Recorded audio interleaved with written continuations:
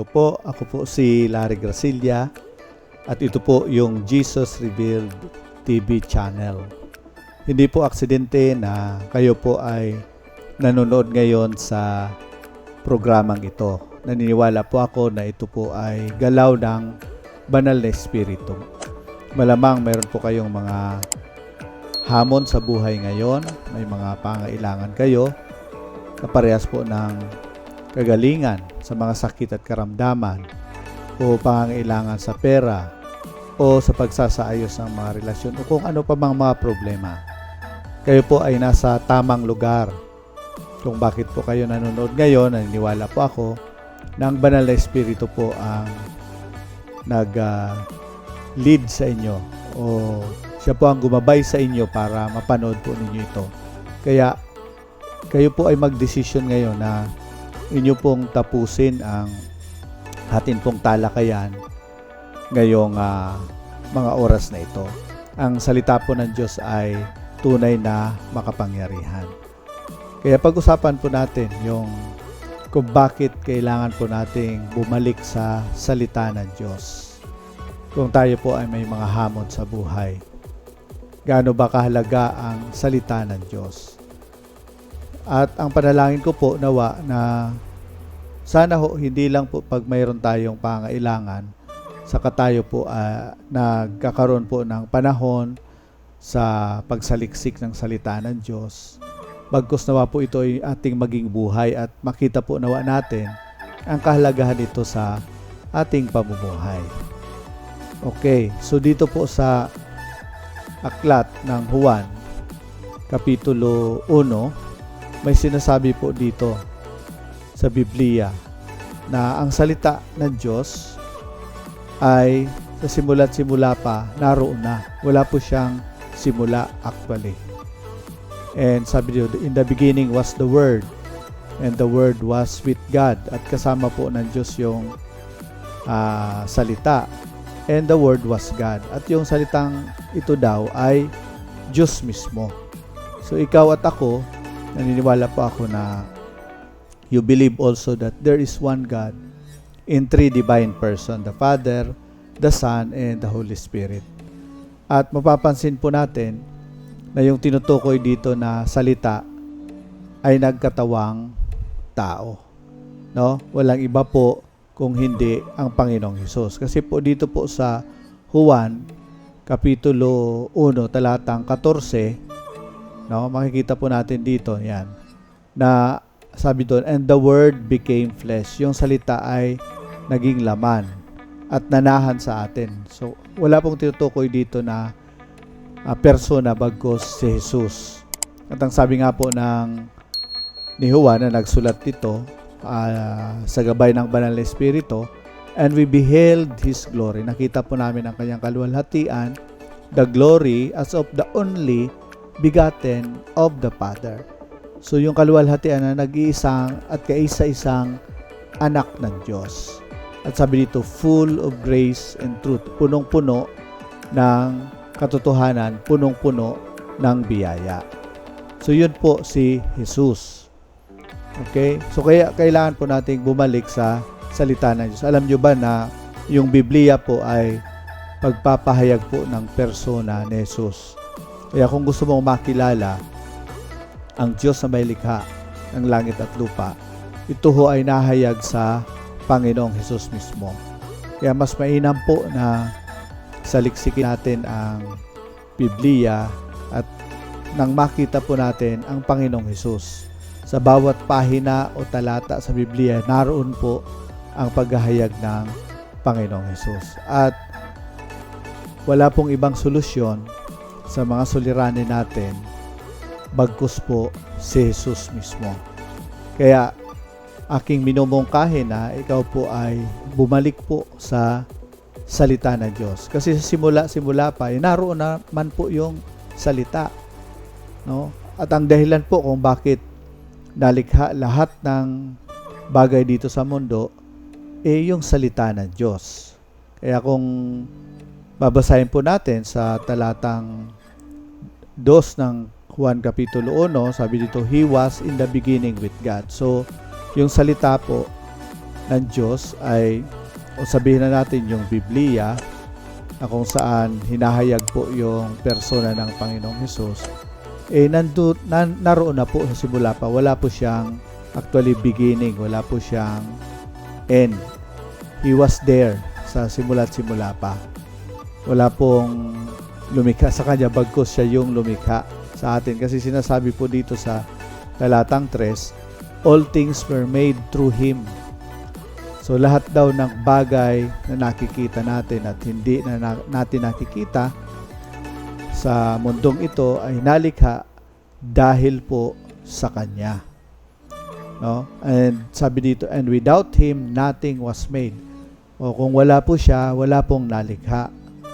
Okay? Nothing was made that was made. Ayan.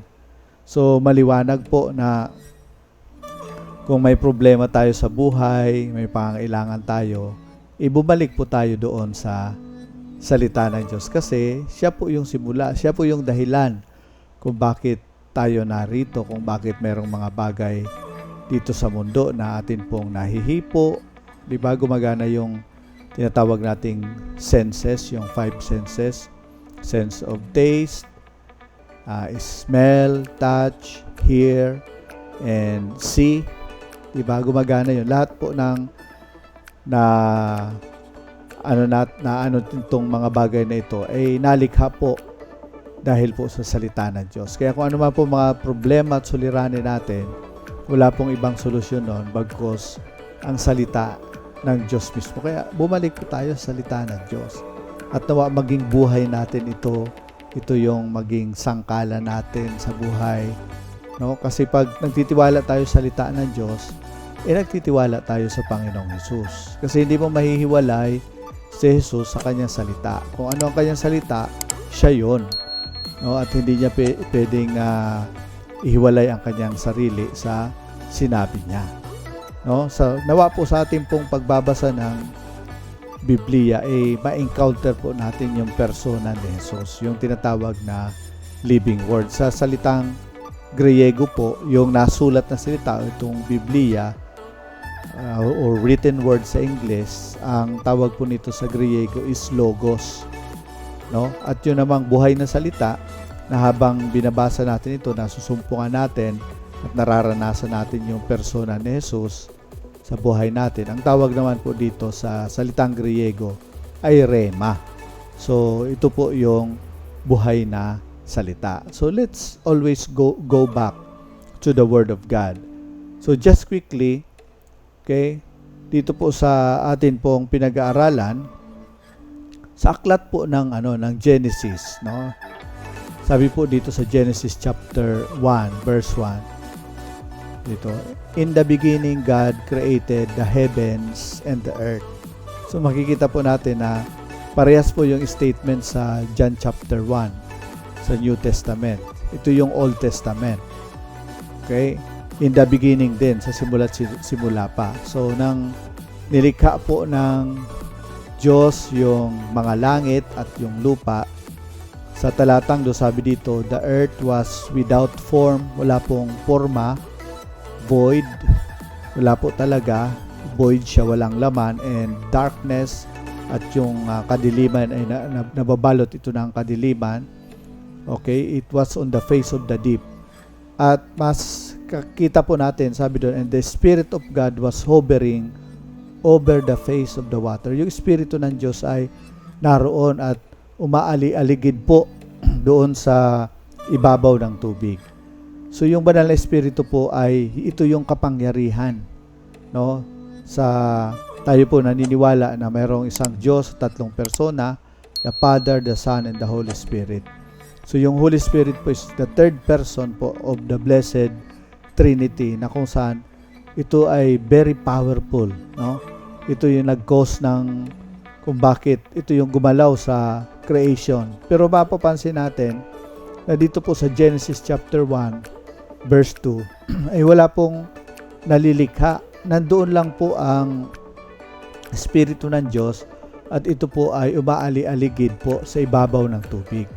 So kailan po nangyari yung paglikha? So kitang-kita po natin dito sa talatang 3. Sabi po dito, and then God said, Ayan. And God said, nagsabi ang Diyos, nagbigkas ang Diyos.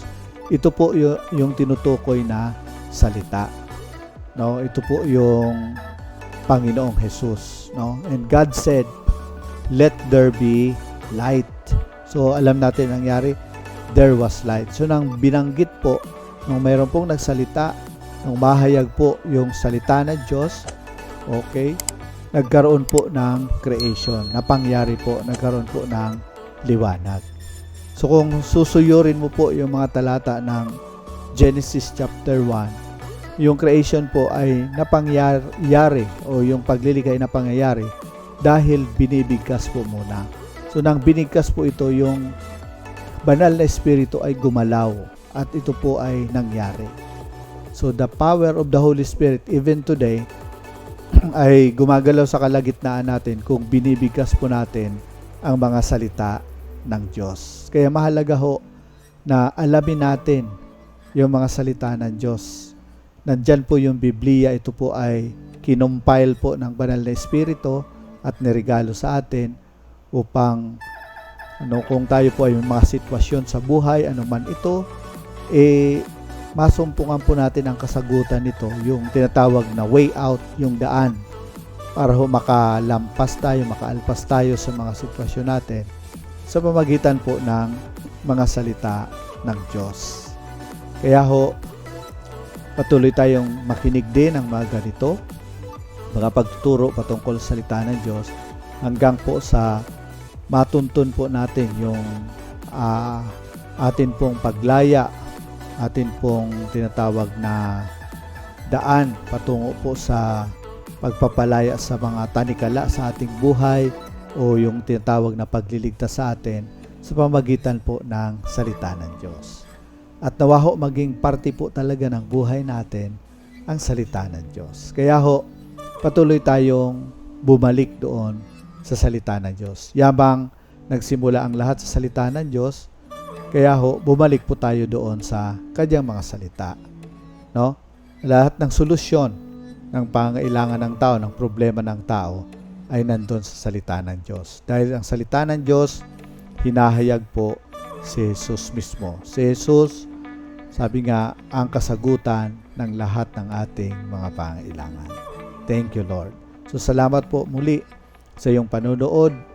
Ang pagpapala ng Diyos ay patuloy na sumayo at sumagana po.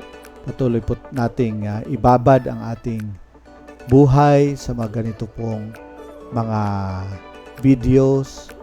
Patuloy po nawa nating mapakinggan ang makapangyarihang salita ng Diyos. Alam ko po na habang nakikinig kayo, may ginagawa ang Diyos sa inyong mga buhay. Maraming salamat po sa pagkakataon na hinayaan mong na gumalaw sa iyo ang Panginoong Jesus sa pamagitan po ng preaching ng kanyang word. To God be the glory.